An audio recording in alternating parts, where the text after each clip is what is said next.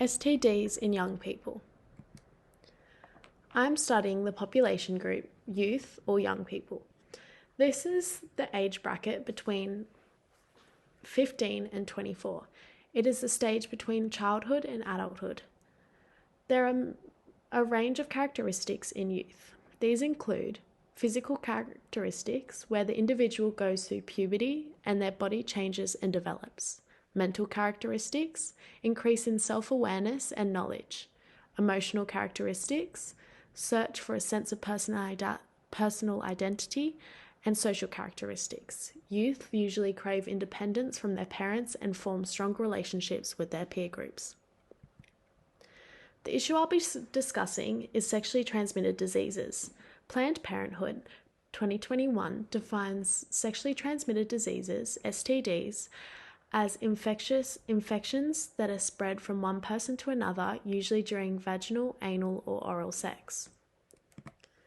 The bacteria that causes STDs can pass from one person to another through blood, semen, or vaginal and other bodily fluids.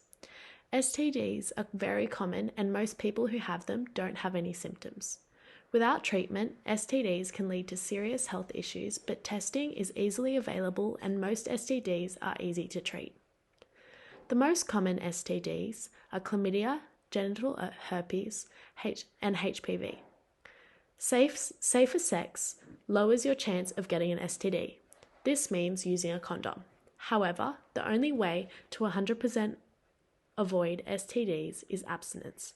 This means no vaginal, anal, or oral sex. From this graph, you can see the high rates of chlamydia in young people, ages 15 to 24, rather than the ages 25 to 65 plus, where it is a lot less common. Now, why is this? Centers for Disease Control and Prevention 2021 states that younger people have a greater chance of getting an STD because of many reasons, some being young women's bodies are biologically more prone to STDs. They may be hesitant to talk openly and honestly to a doctor about their sex lives, and not having insurance or transportation can make it more difficult for young people to access testing. Behaviorally, adolescents are more likely to engage in high-risk sexual behavior, such as concurrent partners or sex without a condom. This is because of the prefrontal cortex that is responsible for executive decisions is still developing. All of these factors lead to a high chance of infection and lower chance of diagnosis and treatment. The social factors that cause inconsistencies and health and issues in health are referred to as the social determinants of health. There are 6 social determinants of health.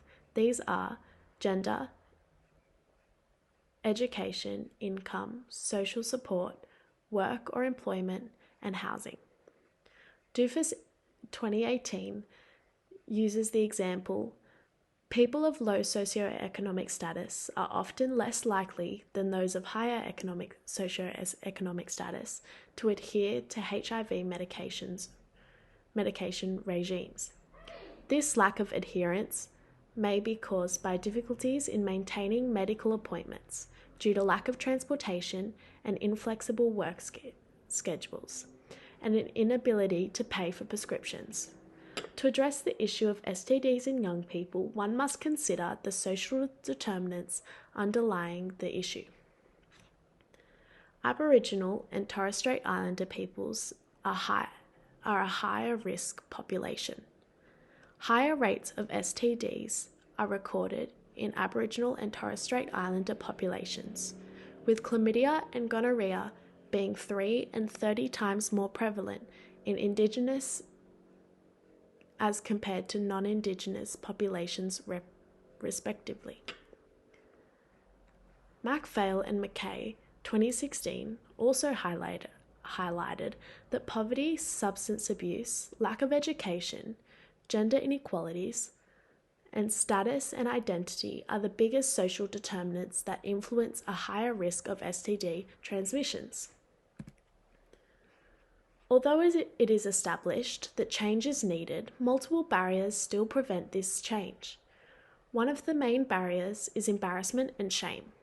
In a survey conducted in 2000, most participants said they would visit a website for STD information, but fewer would open an email or chat about the topic. Bull, 2001. The stigmatization of STDs has a large association with the low rates of STD testing. According to a national survey, only 16.6% of women and 6.1% of men who participated in the survey have been tested in the last 12 months.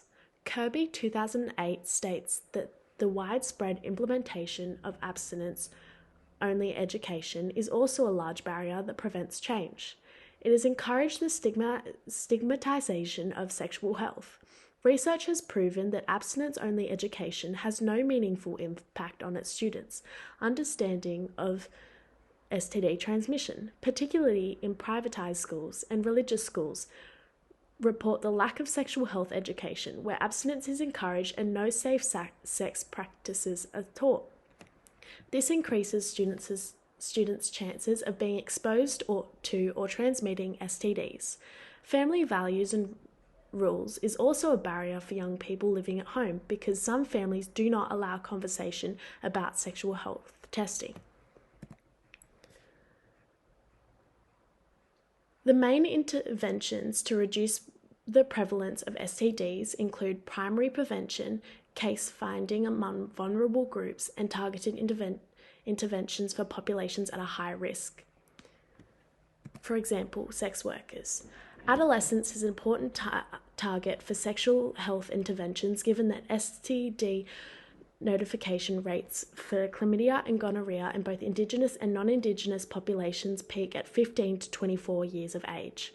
Social media is a helpful resource for young people. It can also be used as a source of knowledge that isn't intimidating or embarrassing like a medical professional might be. Social media highlights the benefits of condom use and benefits of practicing safe sex. However, false information can be spread if it's not from a reliable source. Thank you.